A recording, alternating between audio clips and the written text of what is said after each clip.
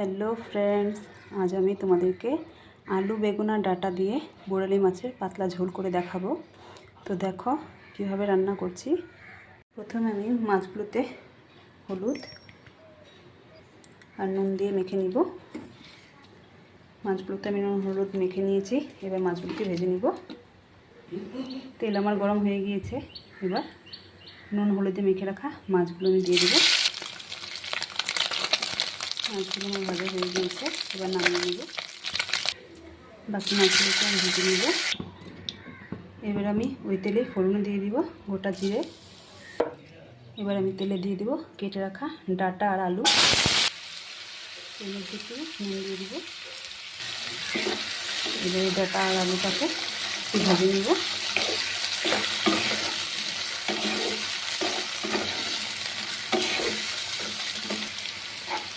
ডাঁটা আর আলুটা আমার ভাজা হয়ে গেছে। এবার এর মধ্যে দিয়ে দিব কেটে রাখা বেগুন। বেগুন আমার ভাজা হতে হতে আমি একটু মশলা করে নেব। এখানে দিয়ে দেবো হলুদ গুঁড়ো, দিয়ে দেবো লঙ্কা গুঁড়ো, দিয়ে দেবো জিরে গুঁড়ো আর দিয়ে দেবো নুন। এবার মশলাটাকে আমি গুলিয়ে নেব। মশলাটাকে আমি গুলিয়ে নিয়েছি। এদিকে আমার আলু বেগুন ডাঁটা সব কিছু ভালো করে ভাজা হয়ে গিয়েছে। এবার এর মধ্যে গুলে রাখা মশলাটা দিয়ে দিব।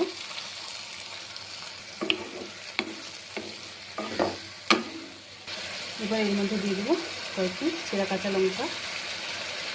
এবার মশলাটাকে ভালো করে কষিয়ে নিব।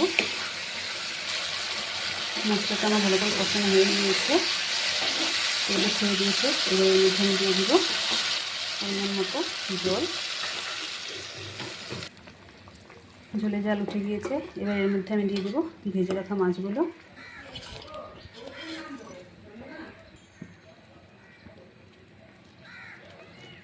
মাছটাকে দিয়ে আরও 2-3 মিনিট ফুটিয়ে নিব। তোমরাও কখনো আলু বেগুন ডাঁটা দিয়ে পাতলা ঝোল করে খেয়ে দেখো, দারুণ লাগে খেতে। আলু বেগুন আর ডাঁটা দিয়ে মাছের পাতলা ঝোল আমার হয়ে গিয়েছে। এবার আমি এটাকে নামিয়ে নিব। তোমাদের আমার এই রেসিপিটি কেমন লাগলো আমাকে কমেন্ট করে জানিও। টাটা।